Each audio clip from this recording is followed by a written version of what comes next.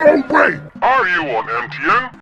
MTN, the company that took over telecommunication with just a blink of an eye. The company that was founded by a farm boy living with his family in Africa. MTN has passed through a lot, from court cases to fights between companies and a whole lot different problems.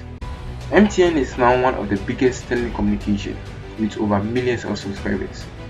But before we continue on how it became successful, let's first talk about how it all began.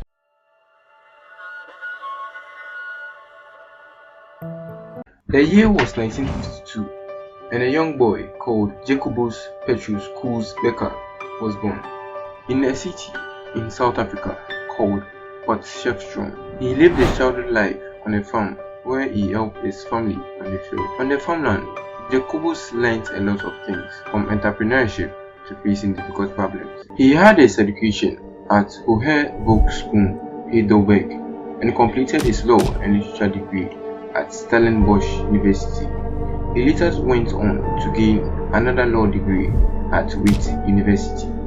Becker pursued advertising in Columbia University School, where he received his MBA degree. He graduated Columbia Business School in the year 1984. Whilst in Columbia, he developed interest in cable network when he first saw it.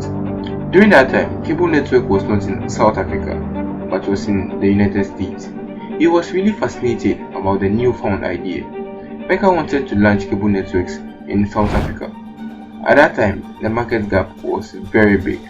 He decided to take a brave step and abstracted his idea on a project paper. In 1984, Becker, with the help of his friends, founded one of the first paid television service outside the United States. But later in 1986, they had to properly launch the company.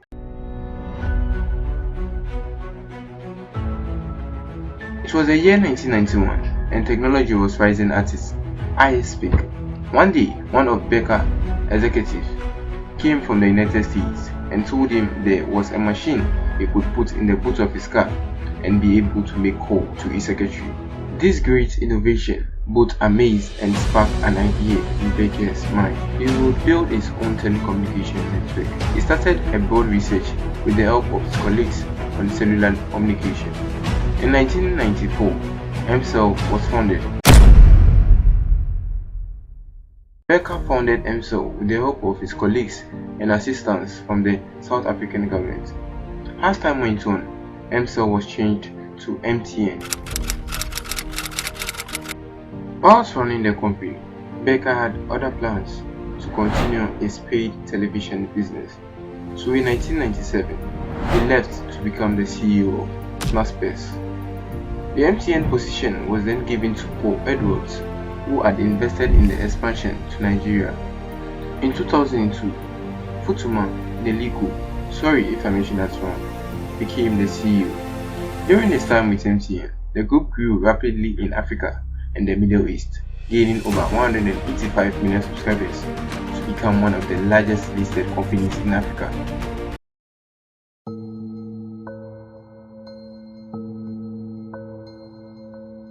In May 2008, Bharti Airtel, commonly known as Airtel, citing the possibility of buying MTN. Reliance Communication was also in discussions with MTN for a potential combination of their business. In July that year, the two companies ended their discussions regarding the union. As the years went by, MTN started becoming big and profitable. So in June 2008, MTN Group agreed to purchase Verizon Business South Africa. They later went on to merge with Belgacom International Carrier Services and later partnered with AfriHost to provide digital subscriber line. In November 2012, South African holding company Shanduka Group acquired a minority stake in MTN Group's Nigeria business for $335 million. In 2014, MTN was named on the 2014 Brand Z as the top 100 most valuable global brand rankings and named the most admired and most valuable brand in Africa. As of 2015, it retained its rankings again. In 2016, the company appointed Rob Shatter as the CEO along with Lena Jaitley, one of the early founders of MTN. Shatta was later replaced as the CEO on 1st September 2020 by Ralph Mupita. On 31st May 2018, MTN Ghana launched its IPO. The IPO closed on 31st July 2019. A total of up to 4 billion ordinary shares of MTN Ghana, representing 35% of its equity, was offered to qualifying applicants. Among other methods of payment, MTN Mobile Money was included as a payment option for the MTN Share Offer subscription. This was the first time mobile money has been used as a payment method in an IPO. In March 2019, MTN launched a communication platform called Ayoba. MTN sold its Cyprus branch to Monaco Telecom for £260 million in July 2018. It was later rebranded as Epic in June 2019. In December 2019, former Deputy Minister of Government of South Africa, Mshibisi Jonas, was appointed as the board chairperson of the company.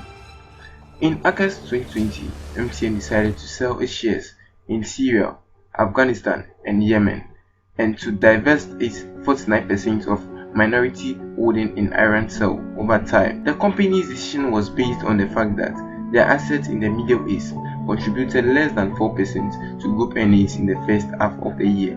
MTN Group has transferred its majority 82.8% shareholdings in MTN Yemen to Emerald International Investment, thereby exiting the market. On October 30, 2020, founder Lena Jaitley made public the sale of their shares in the e-commerce brand Jumia. The sale was worth $143 million. In February 2021, the MTN Group partnered with MasterCard to ensure safe and secure global e-commerce payments of their customer base in 16 African countries. A MasterCard virtual payment platform that is linked to mobile money wallet.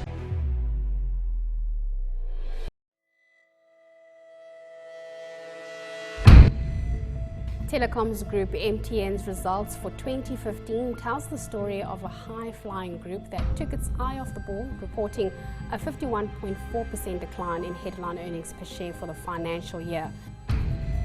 On 23 February 2017, Nigerian protesters attacked a MTN office in Abuja, Nigeria, as a counter-attack due to violence targeted against Nigerians in South Africa. In September 2019, MTN began closing stores in Nigeria and some of their stores in Johannesburg, South Africa, due to rioting, looting and attacks on some of their facilities. Geoffrey Onyema, the Nigerian foreign minister, stated at a press briefing on September 4, 2019 that MTN Group stated that the targeted South African stores in Nigeria are subsidiaries that are owned by Nigerians, and that the property owned by Nigerians within Nigeria and the people working there are Nigerians.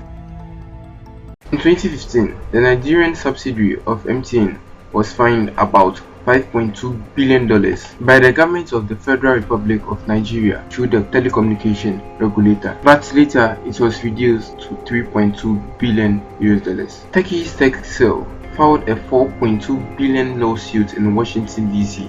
in 2012, alleging the company used bribery to win a mobile license in Iran that was first awarded to Texel. In May 2013, Texel dropped its multi-billion-dollar US lawsuit against MTN Group. In Iran, MTN has been criticized for its activities in Iran's telecommunication sector.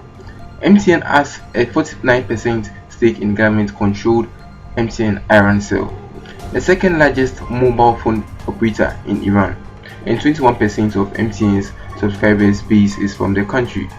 In January 2012, the US-based advocacy group launched a campaign publicly calling for MTN to scale back in its operations in Iran and end its business in the country. United Against Nuclear Iran alleges that MTN technology is enabling the Iranian government to locate and track individual cell phone users, which says it is a violation of users' human rights.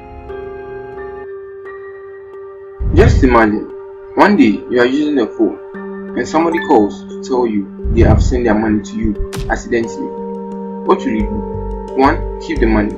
2. Send the money back. 3. Thank God for sending new money. or 4, call the police. Send the money back, right? But once you send the money, you realize you were scammed. Fraudsters started using MTN as a way of scamming people into giving them money. You understand me if you have ever been scammed by these scammers. These scammers try different numbers, and once they get your number, they try to scam you of your money. This act makes MTN lose loyal customers. MTN got to know of it and put measures in place to prevent these scams. So later, MTN told its customers to call them once incidents like this happen. MTN even plays ads on TV informing its customers about the fraud.